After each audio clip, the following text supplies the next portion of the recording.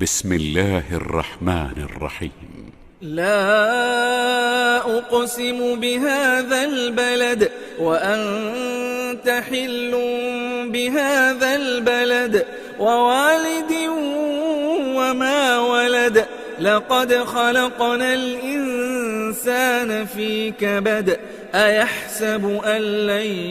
يقدر عليه أحد يقول أهلكت مالا لبدا أيحسب أن لم يره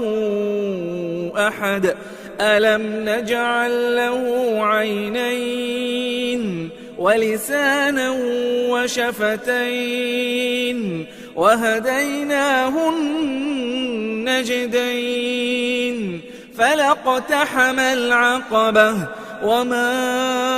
أدراك ما العقبة فك رقبة أو إطعام